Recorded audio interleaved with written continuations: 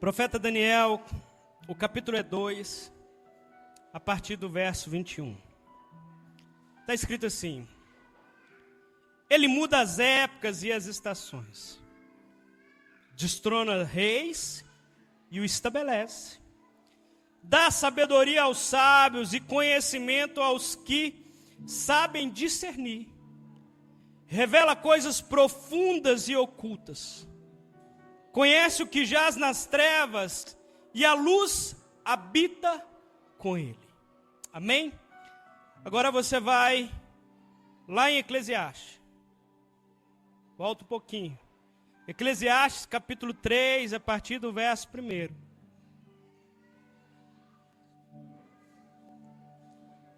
Livro de Eclesiastes, o capítulo é 3, o versículo é 1.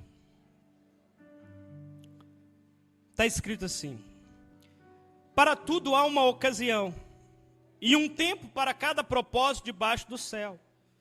Tempo de nascer e tempo de morrer, tempo de plantar e tempo de arrancar o que se plantou, tempo de matar e tempo de curar, tempo de derrubar e tempo de construir, tempo de chorar e tempo de rir, tempo de prantear e tempo de dançar. Feche teus olhos. Senhor, que nessa manhã o Teu Espírito Santo se mova de uma forma sobrenatural sobre a nossa vida, trazendo sobre nós capacidade de discernir os tempos, trazendo sobre nós capacidade, Senhor, de entender a movimentação do céu sobre a face da terra, de entender aquilo que o Pai está fazendo, de entender aquilo que o Senhor está movimentando e manifestando no nosso meio. Dê-nos, Pai, capacidade, Senhor, de discernir, de entender o tempo propício sobre cada um. Pai, nós sabemos que essa palavra, ela carrega com ela uma carga profética. E dentro disso, Senhor, nós cremos que será um tempo de transição sobre vidas nessa manhã. Será um tempo de posicionamento, um tempo de mudanças, um tempo, Senhor, de dizer chega, um tempo de dizer vamos avançar, um tempo, Senhor, de entender o novo do Senhor. Nós te agradecemos, Pai, em nome de Jesus, amém e graças a Deus. O tema dessa mensagem é tempo de transição. Essa mensagem, ela foi pregada a primeira vez em fevereiro desse ano. E quando eu ministrei essa mensagem, eu creio que eu não tinha dimensão daquilo que Deus iria fazer, ou da forma que Deus iria se movimentar e estava se movimentando. Quando nós olhamos para palavras que são liberadas no nosso meio, muitas das vezes a gente olha e não percebe, mas quando nós voltamos no processo, nós começamos a olhar que eram palavras que falavam de transições de tempo, de mudança de estações, falava, Senhor, de coisas que iriam acontecer. Mas muitas das vezes, quando a palavra é liberada, a gente não percebe, a gente não entende aquilo que ela carrega. Transição é uma palavra tão comum nos nossos dias. É uma palavra muito comum, transição, vamos transicionar isso. Quer dizer, passar de um período para o outro, mudar de fase. E essa mensagem, ela me marcou não só por aquilo que ela carrega, mas porque a primeira vez que eu ministrei essa mensagem foi a primeira vez que o Canu foi na igreja. E a partir dali, Deus trouxe uma pessoa, um amigo, um parceiro. Mas transição, ela é uma palavra comum nos nossos dias, principalmente para aqueles que estão se movendo e estão atentos às mudanças que Deus está fazendo. Transição é uma palavra que, para nós cristãos, ela é tão viva, ela faz tão parte, porque transicionar é caminhar debaixo daquilo que Deus está fazendo. e nós olhamos para a nossa vida é marcada por transição, por mudanças. A gente precisa entender, mudar de uma fase para outra, do útero para o mundo, da fase bebê para a infância, da infância para a adolescência e assim por diante. Cada fase da nossa vida é única. Cada fase na nossa vida é importante. Cada fase na sua vida é importante. Talvez por mais difícil que seja essa fase, por mais ruim que seja essa fase, ela é importante. Mas essa fase, ela precisa também passar, ela precisa dar lugar para uma nova fase. E no reino de Deus é assim. Existe uma fase na vida da igreja que Deus está moldando a comunidade de fé. Deus começa a se mover no meio da igreja para produzir em nós fé, para produzir na igreja uma capacidade de crer que Deus pode fazer, uma convicção que Deus está na casa, que Deus opera, que Deus fala. Entretanto, essas fases, elas são transicionais. É uma forma de Deus dizer: ei, avance, vão para frente, caminhe. E discernir o tempo da transição é um dos papéis do ministério profético na igreja. Por isso, nessa manhã, eu declaro que Deus levanta sobre Lagoinha Luanda pessoas com capacidade de exercer o ministério profético, pessoas com capacidade de discernir os tempos, as estações, sensíveis ao sinal de Deus.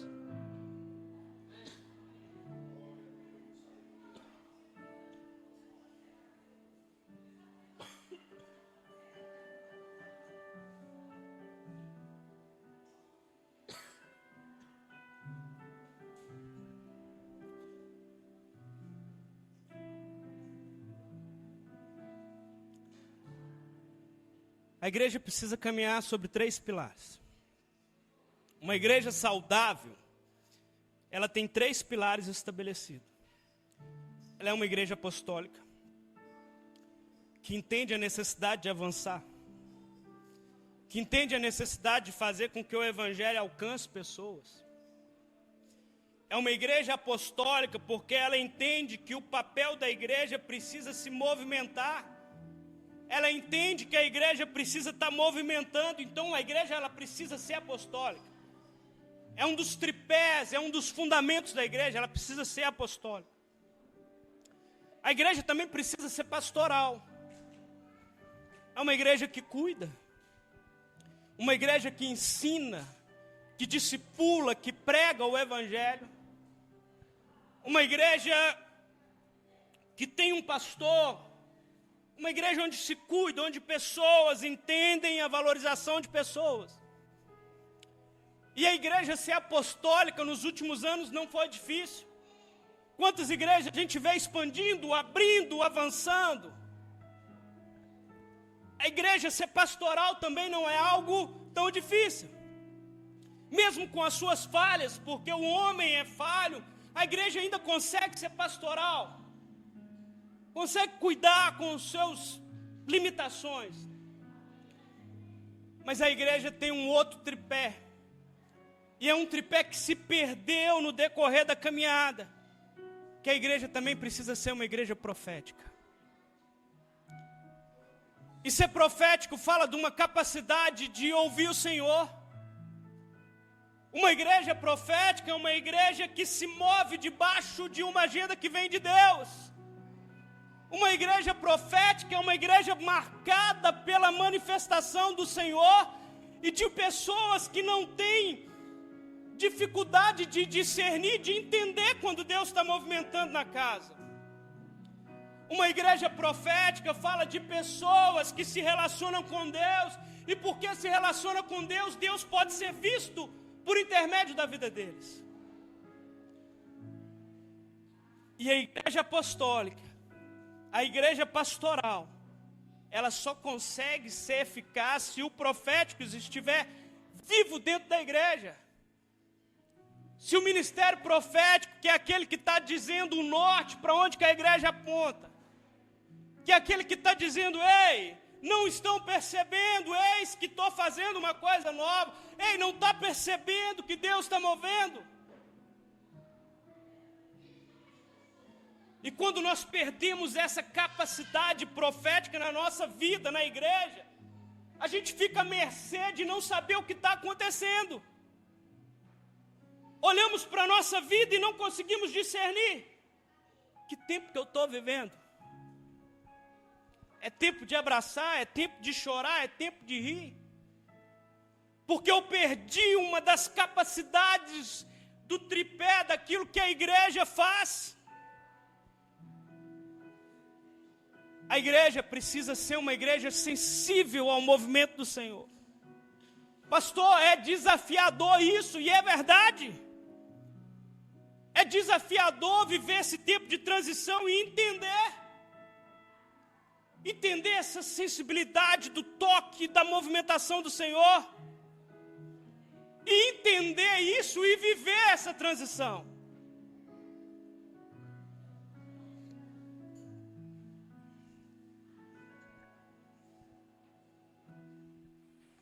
E sabe por que é tão difícil?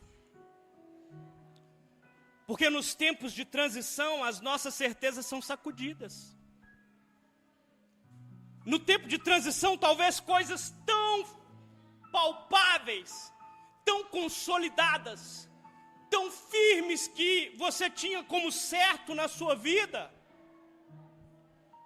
elas já não fazem mais sentido. Talvez o papel muda.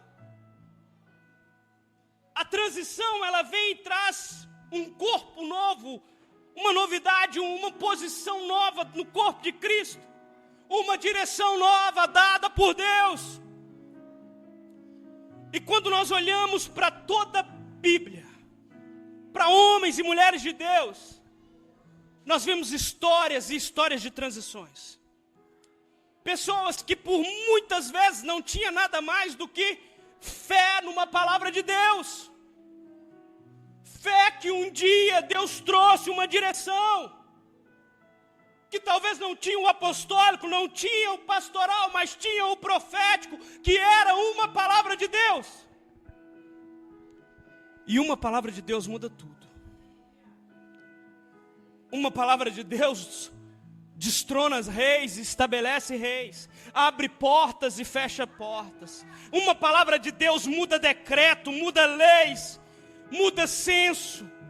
Havia uma palavra de Deus sobre Jesus, que Jesus precisava nascer no Egito. E aí, a lei muda, manda fazer um censo, manda matar. Deus move para que a sua palavra se cumpra. Quando há uma palavra de Deus, céus e terra se movem para que palavras de Deus se cumpram. A gente precisa entender isso. Agora, não tem como viver um tempo de transição, ou discernir um tempo de transição sem fé. Sem fé no que Deus falou. E o problema é que nós acreditamos que Deus vai falar. Nós acreditamos que Deus fala. Eu posso ouvir um amém? O problema é que nós não nos movemos quando Deus fala. Oi. O problema é que nós não acreditamos de fato quando Deus fala. Ah, não, é coisa da minha cabeça. Hoje, ao entrar pela igreja, quando vi aquela pessoa, Deus trouxe uma impressão sobre mim, de liberar uma palavra sobre ela. Não, que é isso, é coisa da minha cabeça. Quando Deus disse para você, ei, vai. Não, isso é coisa da minha cabeça. Quando Deus disse, ei, estou estabelecendo um novo tempo sobre a sua vida, se prepara. E sabe qual que é o problema de não acreditar numa palavra de Deus? É que quem não acredita não vive. Não tem como se viver palavras de Deus se não acreditamos na palavra dEle. por meio da fé. Essa capacidade nossa de dizer, ei, Deus falou, e se Deus falou, eu me movo debaixo do que Deus está dizendo. É difícil.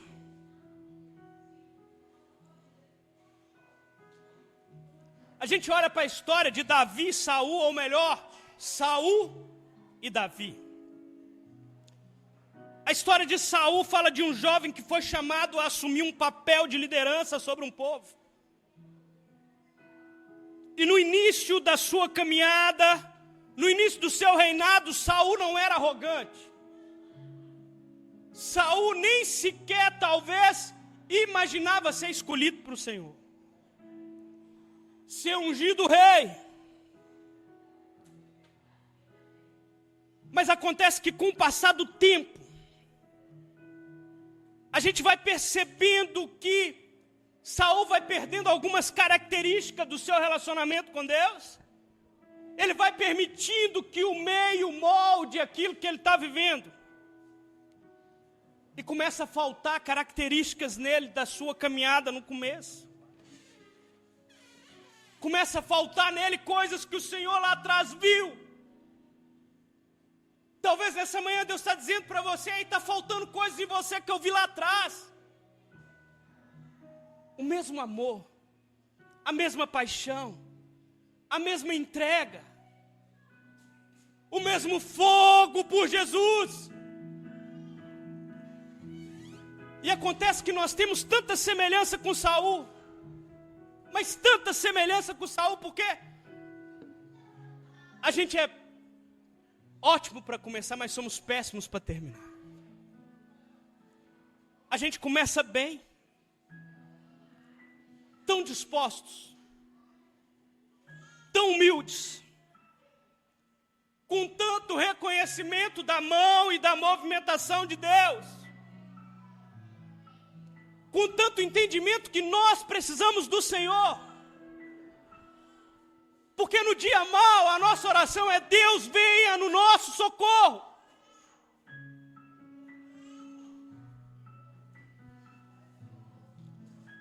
Mas parece que vai passando os anos, vai passando o tempo, e a gente começa a perceber que nós somos capazes de desempenhar uma função sem agora o auxílio de Deus. Talvez você já consegue tocar e fazer um louvor sem mais a dependência de Deus. Não, eu já sei como é que faz. Eu já conheço as notas. Não, eu já sei a letra. Não, eu já conheço de Bíblia, então eu já posso ministrar. Sem mais aquela dependência de dizer: Deus, se o Senhor não fizer, cara, eu não consigo, eu não posso, eu não vou. Não, mas eu já sei ministrar. Não, eu já sei trabalhar, Senhor. Eu já sei toda a função que eu exerço dentro daquela empresa. Então, Senhor, eu não preciso mais que o Senhor faça algo. Não, melhor, Deus, o Senhor me dá só saúde, porque o resto eu não preciso do Senhor para mais nada. A gente está dizendo: Senhor, se eu tiver capacidade de fazer, quem é você? Quem é você na fila do pão, Deus? E a gente esquece que a gente precisa depender do Senhor. Você é bom, você é bom. Você só é bom porque Deus está te permitindo. O que Deus fizer assim, ó, acabou. Nós não somos nada. Só que a gente acha que agora a gente já pode fazer. Não, eu já sei fazer, eu não preciso mais do auxílio de Deus. Eu já sei orar. Eu já sei meia dúzia de versículos.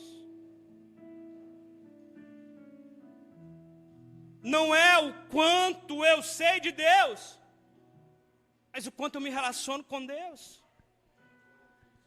As coisas que são sobrenaturais, gente, elas são sobrenaturais.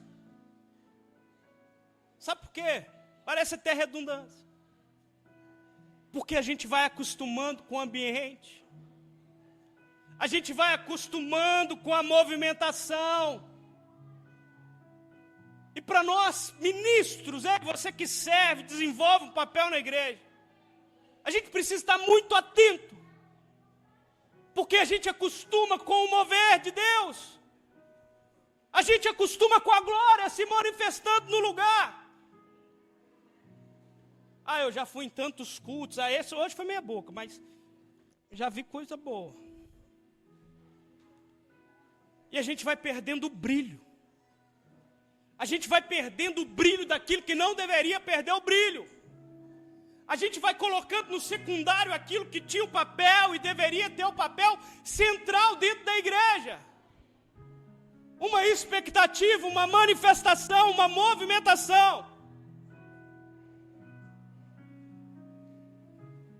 Porque a gente é bom para começar, mas somos péssimos para terminar.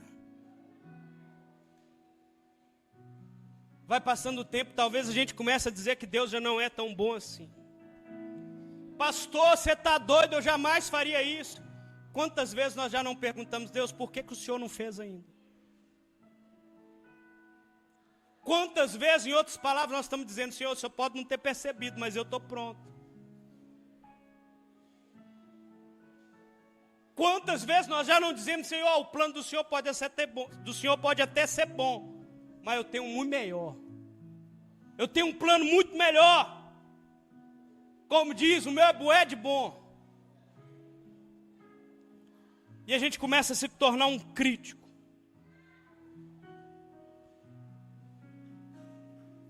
Louvor não foi tão bom. Palavra não foi tão boa. O ar-condicionado não estava tão bom hoje. É como se Deus tivesse nos trago para um lugar para dizer, ei, eu dependo do seu sim, do seu amém. Porque se você achar que está bom, é um movimento, mas se você achar que não está bom, sendo que nós deveríamos entrar para esse local numa expectativa que o Deus Todo-Poderoso se move, que domingo é a reunião dos santos, é a comunhão dos santos, é onde reúne o povo cheio do Espírito Santo. E a gente vai se alegrar para cantar, a gente vai se alegrar para dançar, a gente vai se alegrar para ofertar, porque é para o Senhor.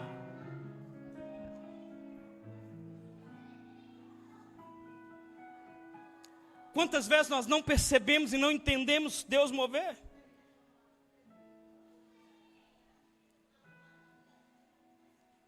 No princípio desse ano, eu fiz uma viagem. Não sei se eu já falei isso aqui. Eu fui para um lugar muito bonito. Muito bonito. Um dos lugares mais bonitos que eu já fui. Fui na terra do pastor Preto Filho e da pastora Poli, São Luís do Maranhão. Tem um lugar lá que se chama As Dunas. Pensa num lugar bonito, gente. Pensa, forma uns bolsão de água assim.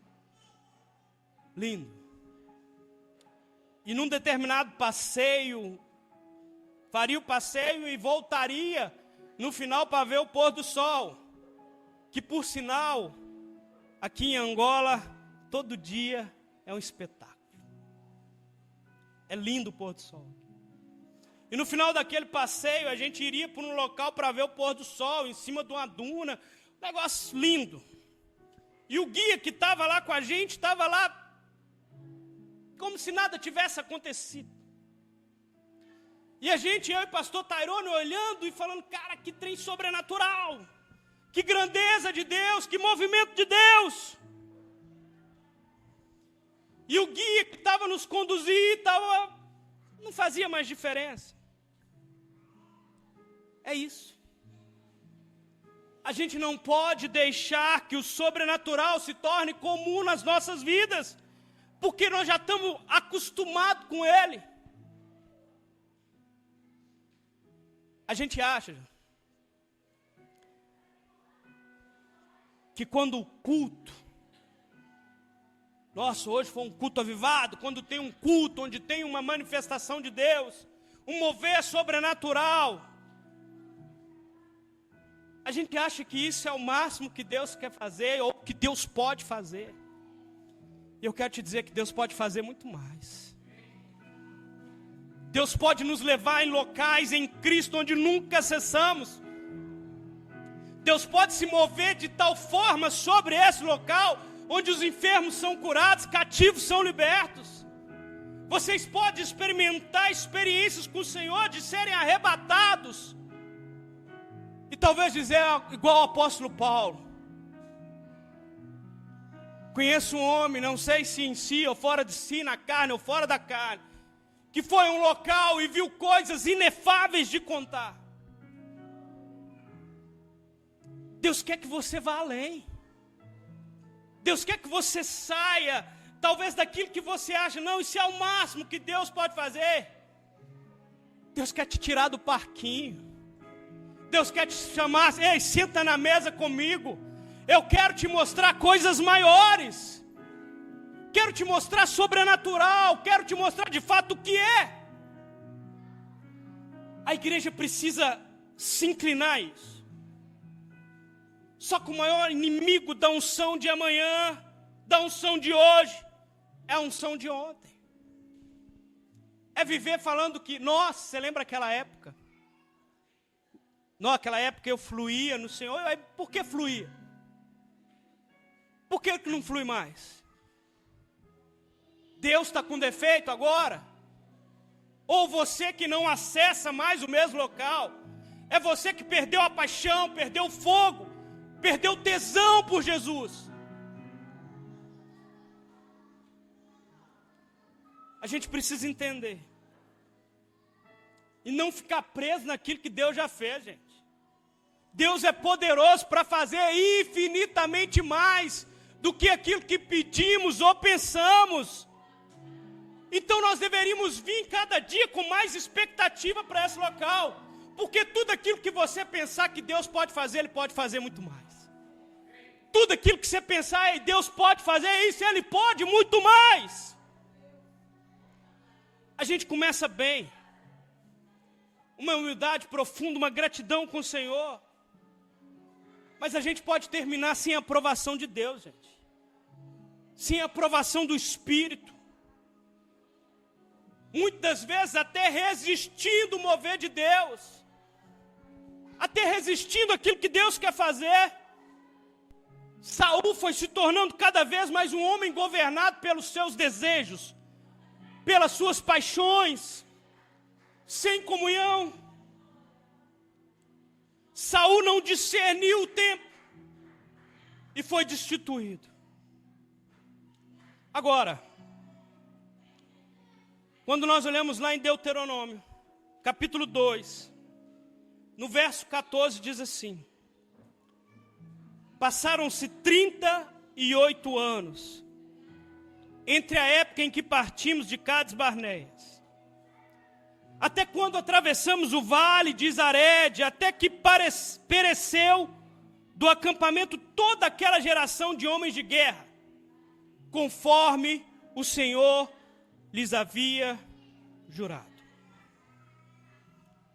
Esse texto fala de geração. E geração não é necessariamente, gente, geração dos pais e geração dos filhos. Geração não é definido somente por idade. Quando o contexto é espiritual, quando o contexto é profético, uma geração, ela pode dizer de uma posição, de uma jornada, de um tempo de movimentação do Senhor. Havia uma geração no Egito que morreu no deserto. Havia uma geração que pereceu no deserto, mas também teve uma geração que se levantou. Uma geração que atravessou o Jordão para uma terra prometida. Uma geração que decidiu dizer: ei, eu sou capaz de ir além com Deus. Só que dentro dessa geração tinha 2 homens, Josué e Calebe. Você precisa entender algo na sua vida. Deus não está esperando uma outra geração se levantar. Deus está esperando que você se posicione.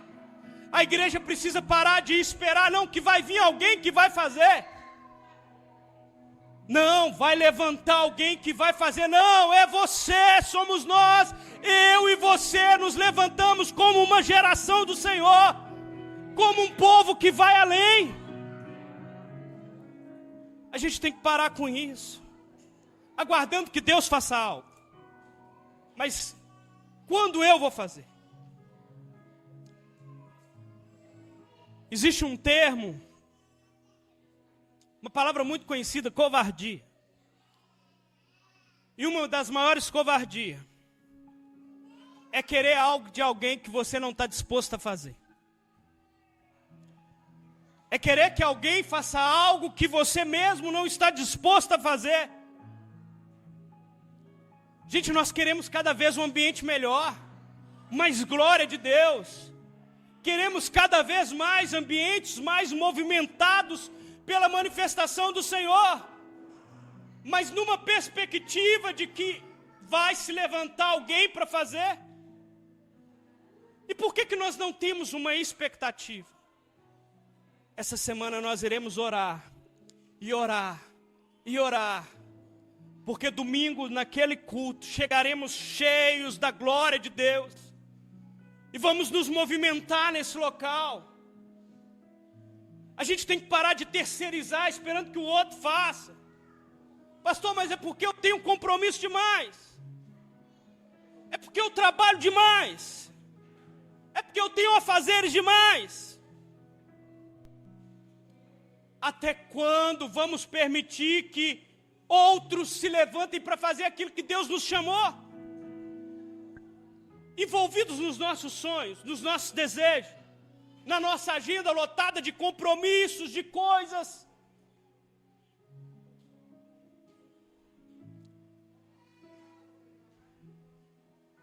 O dia que Deus nos chamar, vai ser um dia de festa, amém?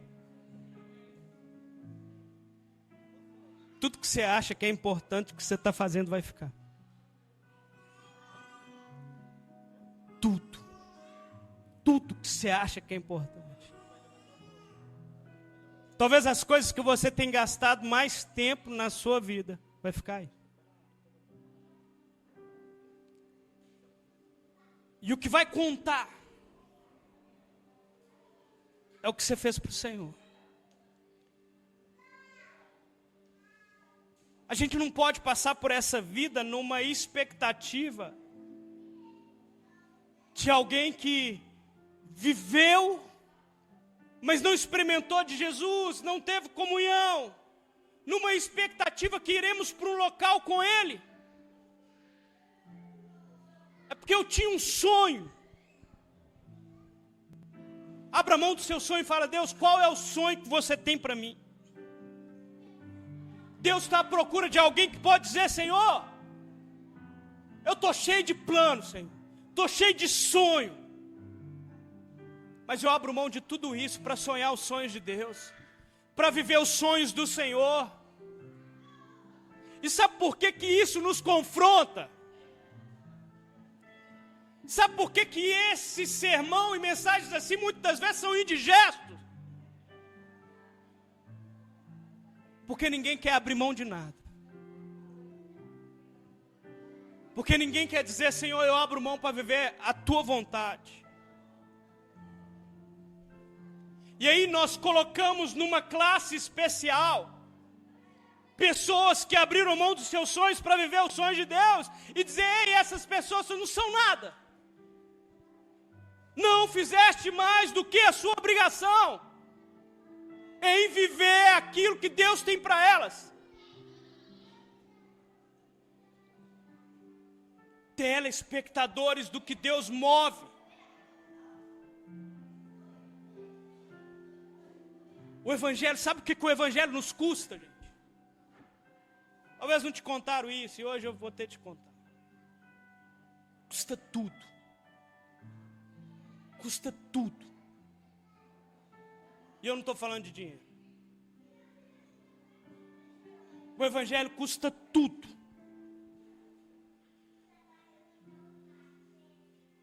Dia que você levantou a sua mão, talvez não te contaram, e eu vou te contar hoje. e você disse assim: eu aceito Jesus como o meu único e suficiente Salvador. O dia que você foi batizado e desceu nas águas, morreu, sabe o que você estava dizendo? Eu morri para esse mundo e agora eu nasci para Cristo. Mas nós estamos dizendo, sabe o quê? Eu morri para esse mundo, nasci para Cristo, desde que Cristo esteja submisso às minhas vontades e aos meus desejos.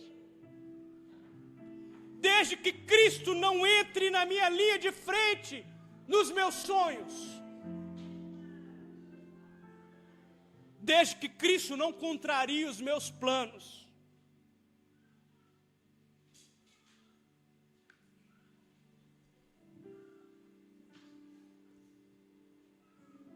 O Evangelho, gente,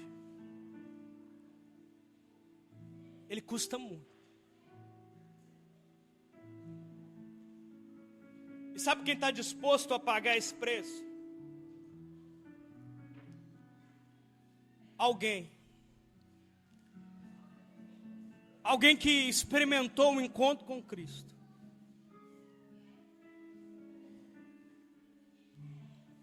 Deixa ele.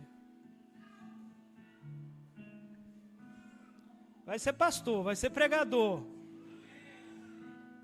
Ele está tocando ali, se eu deixar, se eu dar o microfone, ele prega.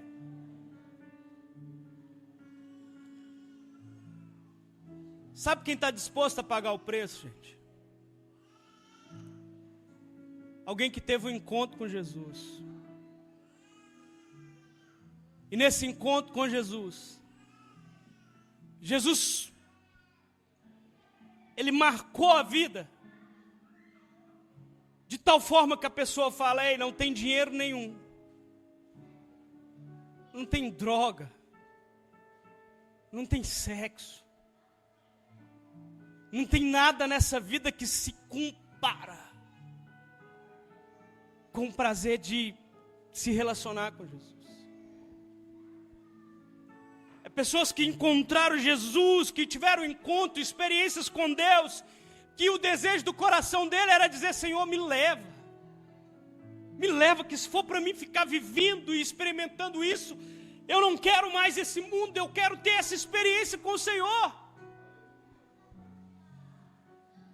Só que a gente quer tramitar, a gente quer estar um pouquinho na igreja, experimentando o sagrado, experimentando a glória, e depois a gente quer voltar para viver lá fora. E aí quando você está lá fora, você vê que as coisas não andam bem, você vê que as coisas não se completam. É porque você não é desse mundo, querido.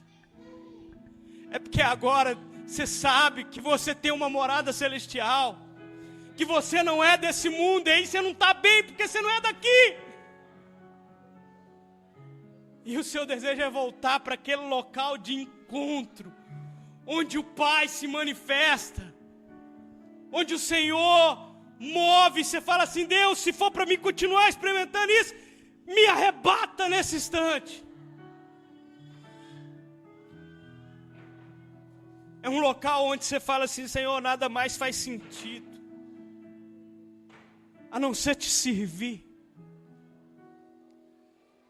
a não ser viver esse tempo com o Senhor. E sabe qual que é o mais lindo disso? É que quando você decide viver tais coisas, Deus começa a mover as outras coisas. Nós não somos dessa terra, somos peregrinos. Diz a tua palavra: buscar em primeiro lugar o reino dos céus e a sua justiça. E você fica na expectativa: Senhor. O apóstolo Paulo disse assim: olha,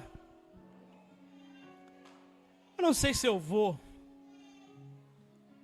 Ele estava dizendo: eu não sei se eu morro. Porque se eu for ficar com Jesus, isso é muito melhor. Mas se eu ficar aqui, que eu prego o Evangelho, para que mais pessoas sejam salvas e conheçam Jesus. Mas convém mesmo, Senhor, o desejo do meu coração é que eu vá.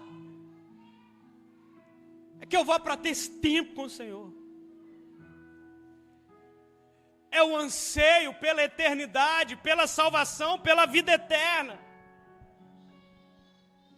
É o anseio por viver nessa vida entendendo, Senhor, existem coisas melhores.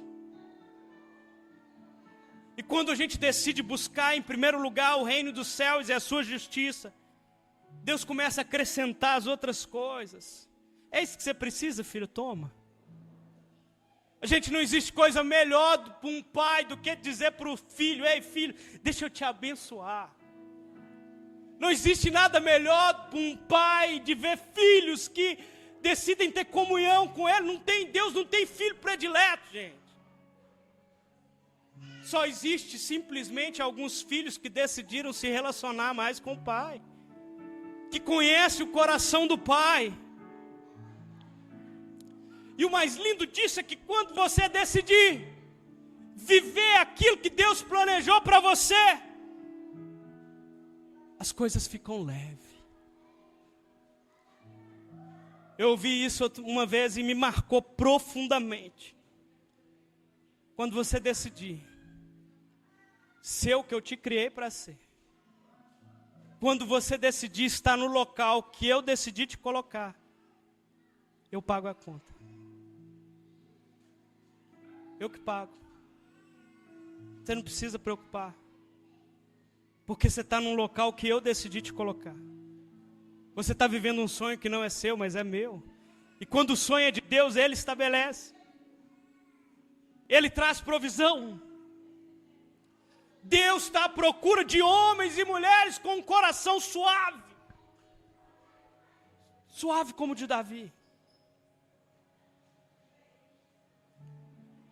Corações fiéis como o de José.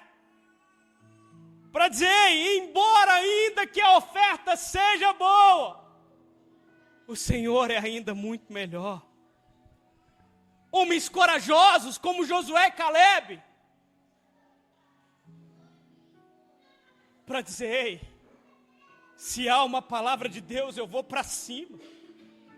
Tem gigante, e daí? Tem uma terra que mana leite e mel. 2 homens para carregar um cacho de uva. A promessa de Deus. Deus está em busca de uma geração que não se corrompe com os manjares. Uma geração que decide se relacionar e amar a sua presença, amar o relacionamento. E talvez nessa manhã é um tempo de transição na sua vida. E eu oro para que em nome de Jesus que a sua vida nunca mais seja a mesma depois dessa manhã. Para que você decida viver um evangelho que ofende o mundo. Com uma convicção daquilo que Ele está fazendo. É uma transição do cativeiro para a liberdade. É uma transição de estar debaixo de um jugo para dizer, Senhor, embora que os dias sejam maus, embora que talvez tem dia que está tudo difícil, eu ainda escolho estar no centro da Tua vontade, estar debaixo da Tua presença. E aquela geração que saiu do Egito, eles cometeram alguns erros. Gente, segura aí que eu preciso terminar esse sermão. E o primeiro deles foi, de certa forma, terceirizar o seu relacionamento com Deus. Quando o povo de Israel, eles chegam no Monte Sinai, Deus deu para eles 10 mandamentos. O Senhor desceu para falar com eles. E ao ver a fumaça, ao ver os trovões, ao ver a manifestação do Senhor, os barulhos, eles falaram, nós vamos morrer. Nós vamos morrer. Então, ao invés de buscarem terem temor, de buscar se parecer com Moisés, porque Moisés falava com Deus, então vamos imitar esse cara. Eles achou mais fácil terceirizar. Achou mais fácil dizer, Moisés, fala você com Deus. Fala, Moisés. E aí, Moisés, você vem e traz para nós tudo aquilo que Deus falar com você. Deus quer falar com você diretamente. Aquilo que os pastores pregam, os sermões que são ecoados, são frutos de experiências, de tempo com o Senhor. E o Senhor fala por meio desse tempo. Mas mais do que isso, Deus quer falar com você. Deus quer que você ouça Ele falar com você. O sermão do pastor é bom, mas aquilo que Deus fala com você é melhor ainda. A sua experiência com Deus é melhor ainda. O seu tempo com Deus é melhor ainda. A gente se torna aquilo que nós contemplamos, gente. A boca fala do que o coração está cheio. Nos tornamos aquilo que nós gastamos tempo. Gasto tempo com Deus, falo do Senhor, Ele está aqui, ó, pulando para fora. Está pulando aí sobre as palavras. Você não consegue enxergar a sua vida sem Cristo estar permeando nela. Acorda de manhã e lembra que Jesus te resgatou. Vai para o seu trabalho e lembra que tem um Jesus, um Deus, um Espírito Santo que anda com você. Não precisa mais de ninguém para falar com Deus por você. É você e Deus. E o segundo erro, que talvez foi o que mais os prejudicou. Aquele povo tinha sido tirado da escravidão. Aquele povo tinha sido tirado do Egito. Eles tinham sido tirados, removidos. Talvez Deus já te arrancou do mundo, filho. Já te falou, ei, esse não é o seu lugar. Mas a sua mente ainda está escravizada àquele local. Aquele povo, mesmo depois de ter sido liberto, mesmo depois de conhecerem outra vida, mesmo depois de tiver um encontro com Jesus, ainda fica flertando com o outro lado. Os israelitas preferiram cogitar entre voltar ao trabalho forçado do que ficar no Egito somente dependendo de Deus. Ficar no deserto somente dependendo. Porque no Egito tinha que trabalhar, era açoitado. Mas agora no deserto Deus provinha. O maná caía do céu. Deus fazia. O problema é que no Egito era necessário a força do braço. No Egito era necessário trabalhar. Mas quando é Deus, Deus espera uma devoção completa. Deus espera uma dependência total. Uma entrega total. Gente, não são essas paredes que nos aprisionam. É a nossa mente. A nossa maior prisão são as nossas mentes. São os bloqueios que nós construímos para nos impedir de viver aquilo que Deus tem para nós. Isaías capítulo 26, fique sobre seus pés.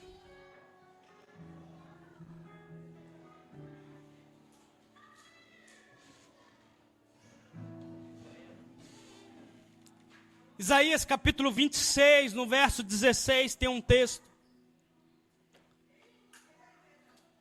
que diz assim: meu maior medo é fazer parte de uma geração que grita, uma geração que chora, uma geração que sente as dores de parto, mas que não gera nada. Uma geração estéril espiritualmente. Isaías capítulo 26, no verso 16. Meu maior medo é fazer parte de uma geração que grita, chora, que até sente as dores de parto, mas que não gera nada. é uma geração estéril. Pior do que não falar o que Deus mandou é falar o que Ele não mandou. Pior do que não entender quando Deus está movendo uma casa é endurecer sabendo que Ele está na casa. Deus está consolidando. Deus está trazendo para nós nessa manhã e está dizendo: ei, não sei o que for oferecido para vocês, mas eu quero te dizer que o Evangelho custa tudo.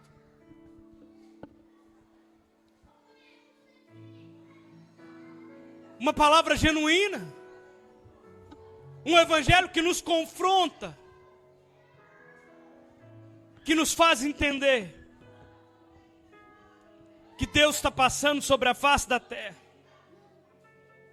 que Deus está procurando pessoas, gente. Pessoas que sejam capazes de viver os sonhos dEle, que sua vida nunca mais seja a mesma depois dessa manhã, que seja um tempo de transição para a sua vida, de transicionar entre uma vida de mesmice, para dizer: Senhor, eu quero viver algo além com o Senhor. Eu quero experimentar do sobrenatural do Senhor. Feche teus olhos. Oh, um tempo novo, Senhor.